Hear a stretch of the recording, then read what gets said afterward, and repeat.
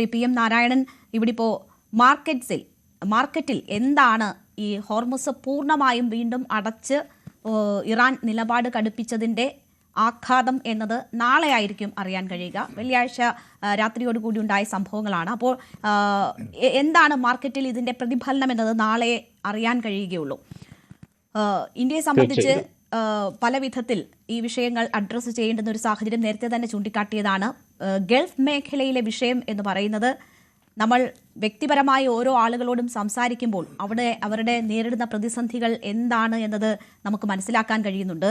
ശമ്പളം വെട്ടിക്കുറയ്ക്കുന്നതുൾപ്പെടെയുള്ള സാഹചര്യങ്ങൾ ഉണ്ടായിട്ടുണ്ട്. പക്ഷേ അവർക്ക് ചെലവഴിക്കേണ്ടുന്ന തുക ഏതാണ്ട് ഇരട്ടിയോളം ആകുമ്പോഴാണ് ശമ്പളം വെട്ടിക്കുറയ്ക്കുന്നതുൾപ്പെടെയുള്ള നടപടികൾ അവർക്കവിടെ നേരിടേണ്ടി വരുന്നത്.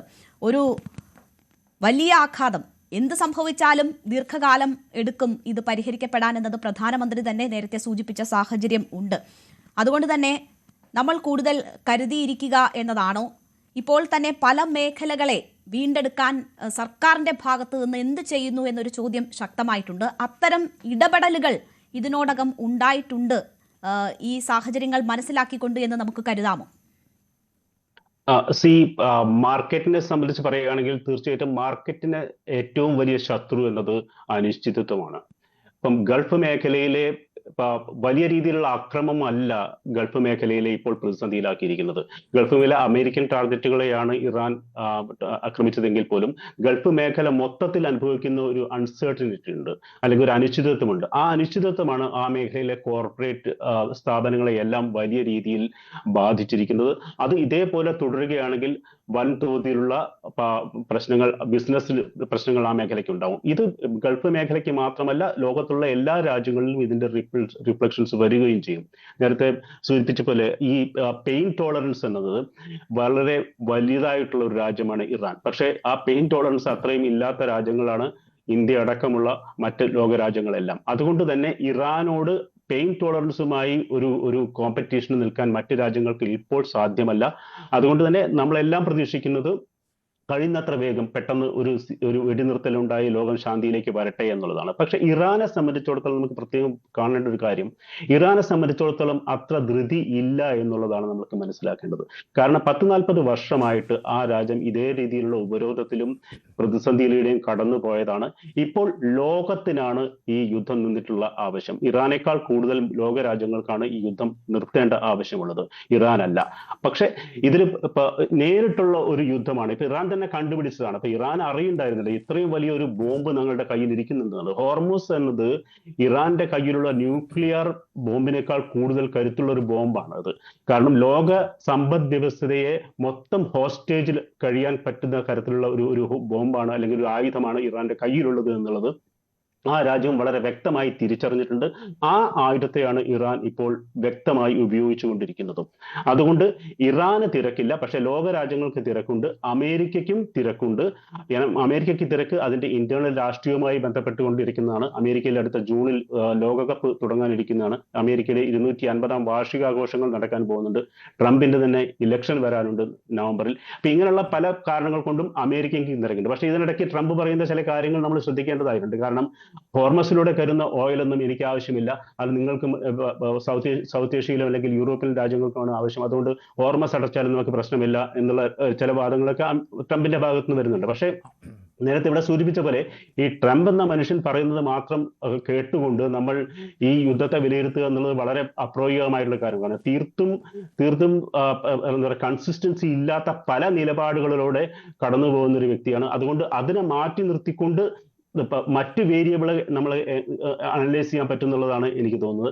പിന്നെ നേരത്തെ ഇവിടെ സൂചിപ്പിച്ച പോലെ ഇന്ത്യ ഇറാൻ ബന്ധത്തെക്കുറിച്ച് പറയുകയാണെങ്കിൽ ഇന്ത്യക്ക് വലിയ രീതിയിലുള്ള ഇൻവെസ്റ്റ്മെന്റ് ഇറാനുണ്ട്. പ്രത്യേകിച്ചും ഈ പോർട്ടിലെല്ലാം തന്നെ, അതായത് തുറമുഖങ്ങളിൽ, ചബഹാർ തുറമുഖത്തിൽ ഇന്ത്യയുടെ ഇൻവെസ്റ്റ്മെന്റ് കിടക്കുന്നുണ്ട്. ഇന്ത്യ ഇറാൻ റിലേഷൻ കുറെ കാലങ്ങളായിട്ട് വളർത്തിയിട്ടുള്ള ഒന്നാണ്.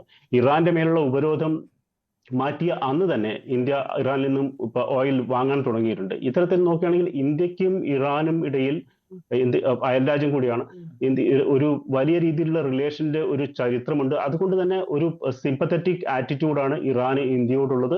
അത് നമുക്ക് പലപ്പോഴും ഗുണം കിട്ടുന്നുമുണ്ട്.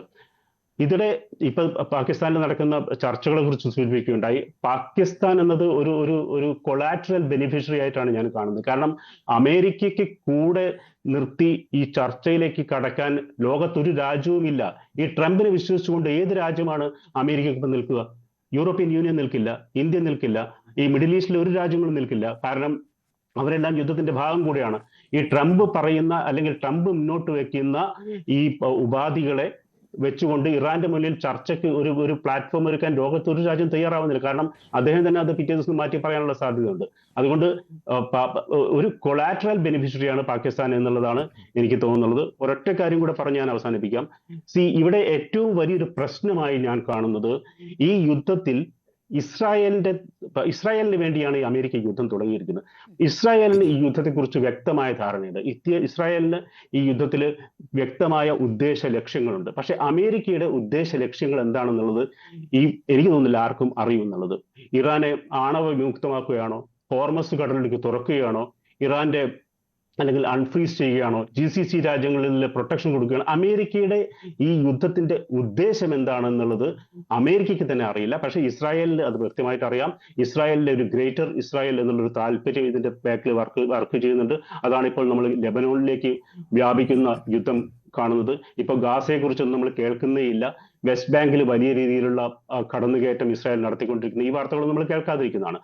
അങ്ങനെ ചുരുക്കി പറയുകയാണെങ്കിൽ ഈ യുദ്ധത്തിന്റെ ഗതി എങ്ങനെ ആവും എന്നുള്ളത് ഇപ്പോൾ നമുക്ക് പ്രിഡിക്റ്റ് ചെയ്യാൻ പറ്റില്ല. പക്ഷെ ഹോപ്പ്ഫുള്ളി നമ്മൾ ഈ പെയിൻ ടോളറൻസ് വളരെ കുറവുള്ള രാജ്യങ്ങൾ എല്ലാവരും കൂടെ ചേർന്നിരിക്കുകയാണെങ്കിൽ ഒരുപക്ഷെ ഇറാനെ കൂടി ഈ ചർച്ചയിലേക്ക് കൊണ്ടുവന്ന് അമേരിക്കയുമായി കൂട്ടിയിരുത്തി ഒരുപക്ഷെ നേരത്തെ ശ്രീനിവാസ സാർ സൂചിപ്പിച്ചപോലെ ഒരു സീസ് ഫയർ, ഒരു വെടിനിർത്തലെങ്കിലും അടുത്ത ആഴ്ച ഉണ്ടാക്കാൻ പറ്റുമെന്നുള്ളതാണ് വെടിനിർത്തലിന്റെ തുടർച്ച ചർച്ചകളിലൂടെ ഉണ്ടാകും എന്ന പ്രതീക്ഷ അദ്ദേഹവും പങ്കുവെക്കുകയാണ്. ഡോക്ടർ മോഹൻ വർഗീസ്, താങ്കളിലേക്ക് വരുന്നതിന് മുൻപ് ഞാൻ കേണൽ ഡിനിയിലേക്ക് ഒന്ന് പോവുകയാണ്. ഡിനി, ഇവിടിപ്പോ നമ്മളുടെ വിവിധ മേഖലകൾ നേരിടുന്ന വലിയ പ്രതിസന്ധി ഇതിനോടകം ഈ 50 ദിവസത്തിനോടകം നേരിടുന്ന പ്രതിസന്ധികൾ സൂചിപ്പിക്കപ്പെട്ടുവല്ലോ. SMEകൾ വലിയ രീതിയിൽ പ്രതിസന്ധിയിലാകുന്നുണ്ട് എന്ന ഒരു റിപ്പോർട്ട് കഴിഞ്ഞ ദിവസം വായിക്കുകയുണ്ടായി. വളം മേഖല വലിയ, അതുമൂലം ഫാർമേഴ്സിനുൾപ്പെടെ വലിയ പ്രതിസന്ധികൾ സൃഷ്ടിക്കപ്പെടുകയാണ്. കയറ്റുമതി മേഖല ആദ്യം മുതൽ തന്നെ അഫക്റ്റഡ് ആണ്. അങ്ങനെ പല വിധത്തിൽ പല മേഖലകളെ ഈ യുദ്ധം ബാധിച്ചു കഴിഞ്ഞിരിക്കുകയാണ്. അത് രാജ്യത്തെ എല്ലാ സംസ്ഥാനങ്ങളെയും ബാധിക്കുന്നുണ്ട്. ഇവിടെ ഇപ്പോൾ സർക്കാർ ചില ഇടപെടലുകൾ നടത്തിയിട്ടുണ്ട്. അത് കയറ്റുമതി ഇൻഷുറൻസ് വർദ്ധിപ്പിക്കുന്നത് ഉൾപ്പെടെയുള്ള ചില നടപടികളാണ് സർക്കാരിൻ്റെ ഭാഗത്തു നിന്നും ഉണ്ടായിട്ടുള്ളത്. പക്ഷേ അത് മതിയായതല്ല. വലിയ തൊഴിൽ നഷ്ടം ഈ SMEകൾ ഉൾപ്പെടെ മറ്റ് മേഖലകൾ ഉൾപ്പെടെ പ്രതിസന്ധിയിലാകുമ്പോൾ അവിടെയൊക്കെ സാധാരണ മനുഷ്യർക്ക് തൊഴിൽ നഷ്ടം ഉണ്ടാകുന്നുണ്ട്. അപ്പോൾ ഇതൊക്കെ അസസ് ചെയ്യുന്നുണ്ടോ, ഇവിടെയൊക്കെ ഇടപെടലുകൾ നടക്കുന്നുണ്ടോ എന്ന ഒരു സംശയം, അല്ലെങ്കിൽ ഉണ്ടാകുന്ന ഇടപെടലുകൾ പര്യാപ്തമാണോ എന്നൊരു സംശയം നിലനിൽക്കുന്നു. ഇതിനോടകം വാണിജ്യ സിലിണ്ടറുകൾക്കും മറ്റും വില കൂടിയ സാഹചര്യമുണ്ട്. തെരഞ്ഞെടുപ്പുകൾ കഴിഞ്ഞാൽ അത് പെട്രോളിലേക്ക് ഡയറക്റ്റായി അഫക്റ്റ് ചെയ്യപ്പെടുമെന്ന് ഓരോ സാധാരണ മനുഷ്യനും ഭയപ്പെട്ടുകൊണ്ടിരിക്കുന്ന സാഹചര്യവുമൊക്കെയാണ്. അപ്പോൾ എങ്ങനെയാണ് സർക്കാരിന്റെ ഈ വിഷയങ്ങളിലെ ഇടപെടൽ, കരുതൽ എന്നതൊരു ചോദ്യമല്ലേ? നോക്കൂ മാം, ഇതിനകത്ത് ഒരു കാര്യം, ഇത് നമ്മൾ നേരത്തെ പറഞ്ഞ പോലെ ഈ ഒരു വിഷയം ഭാരതത്തിന് മാത്രമല്ല എഫക്ട് ചെയ്തിട്ടുള്ള, ലോകത്തുള്ള എല്ലാ രാജ്യവും. ഇപ്പൊ എത്ര ഈ അമേരിക്ക പറഞ്ഞു ഞങ്ങളെ എഫക്ട് ചെയ്യുന്നില്ല, അവിടെയും എഫക്ട് ചെയ്തിട്ടുണ്ട്. അതിനകത്ത് യാതൊരു സംശയമില്ല. അവർ നല്ല രീതിയിൽ എഫക്ട് ചെയ്തിട്ടുണ്ട്. തീർച്ചയായിട്ടും എന്നെയും മാഡത്തിനെ പോലെ ഇവിടെയുള്ള എല്ലാവരും സാധാരണക്കാരുള്ള ആളുകളെയും എഫക്ട് ചെയ്യുന്നുണ്ട്. അതിനെ നമ്മൾ എത്രമാത്രം നേരത്തെ പറഞ്ഞ ഈ പെയിൻ ടോളറൻസ് ഭാരതത്തിനകത്ത് എത്രമാത്രം നമുക്ക് അതിനെ കുറച്ചു കൊണ്ടുവരാൻ പറ്റും എന്നുള്ള, അല്ലെങ്കിൽ അതിനെ പതുക്കെ നമ്മൾക്ക് സാധാരണക്കാർക്ക് ആ പെയിൻ പോവാതിരിക്കാനുള്ള ഒരു ശ്രമമാണ് നടത്തുന്നത്. ലോകത്തുള്ള മിക്ക രാജ്യങ്ങളിലും ഇന്ന് പെട്രോളിന്റെ ഒക്കെ വില പല മടങ്ങായിട്ട് കൂടിയിട്ടുണ്ട്. പക്ഷേ ഈ ഭാരതത്തിന്റെ കഴിഞ്ഞ ഒരു 7 ആഴ്ചയായിട്ട് ഈ യുദ്ധം നടക്കുന്നെങ്കിലും ഇതുവരെ നമ്മൾ ഒന്നും ചെയ്തിട്ടില്ല. ഇപ്പൊ 7 ആഴ്ചക്ക് മുമ്പേ ഇലക്ഷൻ ഒക്കെ ഇലക്ഷന്റെ അതൊക്കെ ഒരു ഷോർട്ട് ടേം ആയിട്ടുള്ള ഒരു പൊളിറ്റിക്കൽ ആയിട്ടുള്ള കാര്യങ്ങൾ മാത്രമാണ്. പക്ഷെ ഓവറോൾ ഒരു സ്ട്രാറ്റജി ഉണ്ട്. ആ സ്ട്രാറ്റജിയിൽ ഡെയിലി മോണിറ്ററിങ്ങും ഡെയിലി ആയിട്ടുള്ള ഓരോ മിനിസ്ട്രീസ് അവരവരുടെ രീതിയിൽ, കാരണം ഇതിനകത്ത് ഇപ്പം തന്നെ പല റിപ്പോർട്ട്സ് വരുന്നത് ഏകദേശം 1% പോലും ചിലപ്പോൾ GDP ഗ്രോത്തിനെ തന്നെ എഫക്ട് ചെയ്യുന്ന ഒരു കാര്യമാണ്. ഇപ്പൊ ഈ ഒരു എനർജി കൺസ്ട്രെയിൻറ്റ് വരുമ്പോൾ അത് തീർച്ചയായിട്ടും അത് വലിയൊരു പ്രോബ്ലം വരും. അപ്പൊ ആ പ്രോബ്ലത്തിനെ നമ്മൾ കണ്ടുകൊണ്ട് അതിനെ എങ്ങനെ നമുക്ക് എത്രമാത്രം അതിനെ കുറച്ചുകൊണ്ട് വരാം എന്നുള്ളൊരു ശ്രമമാണ് നടത്തിക്കൊണ്ടിരിക്കുന്നത്. തീർച്ചയായിട്ടും മാഡം പറഞ്ഞ പോലെ MSME സെക്ടറിൽ, നമ്മുടെ ടെക്സ്റ്റൈൽ സെക്ടറിൽ, നമ്മുടെ ഫെർട്ടിലൈസറിൽ, ഇതിലെല്ലാത്തിലും നമുക്കൊരു എഫക്ട്, പക്ഷെ അതിനെ കുറച്ചുകൊണ്ട് വരുന്നത്. അപ്പൊ അതിന്റെ ഒരു കാര്യം എന്ന് വെച്ചാൽ നമ്മളിപ്പോൾ ഡൈവേഴ്സിഫൈ ചെയ്തു. നമ്മളിപ്പം ഈ ഒരു ഏരിയയിൽ നിന്ന് മാത്രമല്ല നമ്മൾ ഈ കാര്യങ്ങളൊക്കെ വരുന്നത്. അപ്പൊ അത് നമ്മൾ ചെയ്തുകൊണ്ട് ഇനി ഈ വരുന്ന ദിവസങ്ങളിൽ മറ്റ് സ്ഥലത്ത് നിന്നൊക്കെ ഇപ്പൊ കാനഡയിൽ നിന്നാലും ശരി, ഓസ്ട്രേലിയയിൽ നിന്നാലും ശരി, അവിടെ നിന്നൊക്കെ വരുന്ന കാര്യങ്ങൾ നമുക്ക് കുറച്ചും കൂടെ കൂടുതൽ നമുക്ക് കിട്ടാൻ തുടങ്ങും. അപ്പോഴും നമുക്ക് ഇങ്ങനത്തെ ഇത്രയും വലിയൊരു ഇഷ്യൂ വരത്തില്ല. 2, ഇപ്പൊ തന്നെ നേരത്തെ പറഞ്ഞല്ലേ, ഭാരത് മാരിടൈം ഇൻഷുറൻസ് BMI എന്ന് പറഞ്ഞൊരു പുതിയ കാര്യം തുടങ്ങിയിട്ടുണ്ട്. അത് ഇന്നലെ മെഞ്ഞാന്ന് തുടങ്ങിയ കാര്യമാണ്. എന്താണ് അതിന്റെ ഗുണം? ഇപ്പം നമ്മളിപ്പോ ഇന്നലെ നമ്മൾ ഈ ഷിപ്പിനെ അറ്റാക്ക് ചെയ്തു. ആ ഷിപ്പിനെ അറ്റാക്ക് ചെയ്യുന്ന രീതിയിലേക്കുള്ള അവരെ ഇൻഷുറൻസ് കവറേജ് കൊടുക്കുന്നത് ലണ്ടനിലുള്ള എല്ലാ കമ്പനീസാണ്. അപ്പൊ അവർ അതിൽ നിന്ന് കോടിക്കണക്കിന് പൈസയാണ് ഉണ്ടാക്കുന്നത്. കോടിക്കണക്കിന് പൈസ മാത്രമല്ല, അവരുടെ ആ പോളിസി അനുസരിച്ച് അവരുടെ പല കൺട്രോളും ഈ ഷിപ്പിംഗ് ഇതിനകത്തുണ്ട്. അതിൽ നിന്ന് ഇന്ത്യ ഇങ്ങനെ ഒരു കാര്യം വന്നപ്പോൾ, ഇങ്ങനൊരു ക്രൈസിസ് വന്നപ്പോൾ അതിനൊരു ഓപ്പർച്യൂണിറ്റി ആക്കി മാറ്റി നമ്മൾ സ്വന്തമായിട്ടുള്ള ഇൻഷുറൻസ്, അതായത് ഇന്ത്യൻ ഗവൺമെന്റിന്റെ സോവറിൻ ആയിട്ടുള്ള രീതിയിലേക്കുള്ള ഒരു ഗ്യാരണ്ടി പോലും കൊടുക്കാൻ തയ്യാറായിട്ടുള്ള രീതിയിലേക്കാണ് പോകുന്നത്. അതായത് പ്രോഫിറ്റ് മേക്കിംഗ് അല്ല, ഒരു കാരണവശാലും ഇങ്ങനെ ഒരു സംഭവം വരികയാണെങ്കിൽ നമ്മളെ എനർജി സപ്ലൈ ഒരിക്കലും അത് തടയാൻ പാടില്ല എന്നുള്ള ഒരു ഗ്യാരണ്ടി എന്നുള്ള നിലയിൽ നമ്മൾ അത് ചെയ്യുന്നു. അപ്പൊ ഞാൻ പറഞ്ഞു വന്നത്, ഒരു ചാലഞ്ച് വരുമ്പോൾ അതിനെ ഒരു ഓപ്പർച്യൂണിറ്റി ആക്കി മാറ്റി, ആ ക്രൈസിസ് വരുമ്പോൾ ഒരു ഓപ്പർച്യൂണിറ്റി ആക്കി മാറ്റി മുന്നോട്ട് പോവുകയാണ്. പക്ഷെ ഡെഫിനറ്റ്ലി ധാരാളം കാര്യങ്ങൾ ചെയ്യാനുണ്ട്, അത് ചെയ്തുകൊണ്ടിരിക്കുകയാണ്. ആസ് ആൻഡ് വെൻ നമ്മൾ കണ്ടുകൊണ്ടിരിക്കുമ്പോൾ അതിന്റെ പല ഇഷ്യൂസ് എന്ന് പറഞ്ഞാൽ നമ്മുടെ US-ഉമായിട്ടുള്ള ഒരു ഇഷ്യൂ ഓൾറെഡി ഉണ്ടായിരുന്നു. US-ഉം ഇന്ത്യയുമായിട്ടുള്ള ട്രേഡിന്റെ നമുക്ക് അറിഞ്ഞാൽ എങ്ങനെയാണെന്ന് അത് ഇതുവരെ ഫൈനലൈസ് ചെയ്തിട്ടില്ല. കാരണം അതിന്റെ ഫൈനലൈസ് ചെയ്യുന്ന സമയത്താണ് ഈ ഒരു ക്രൈസിസ് പൊട്ടിയത്. അപ്പം അത് മാത്രമല്ല, US-ന്റെ ഇന്റർണൽ ആയിട്ട് പല ഇഷ്യൂസും ഉണ്ടായിരുന്നു. അപ്പൊ അങ്ങനെയുള്ള ധാരാളം മേഖലയിൽ ഇഷ്യൂസ് ഉണ്ട്. പക്ഷെ അതിനെ ഹാൻഡിൽ ചെയ്യുന്നുണ്ട്. ഇതുവരെ സാധാരണക്കാരെ അത്രയും വലിയ രീതിയിൽ ഡെഫിനറ്റ്ലി എഫക്ട് ചെയ്യും. എന്റെ വീട്ടിലും അങ്ങയുടെ വീട്ടിലൊക്കെ എല്ലാവരുടെയും വീട്ടിൽ എഫക്ട് ചെയ്തിട്ടുണ്ട്. പക്ഷെ ഒരു വലിയ രീതിയിലേക്ക്. കൂടുതൽ വാർത്തകൾക്ക് News 18 Keralam YouTube channel subscribe ചെയ്യുക.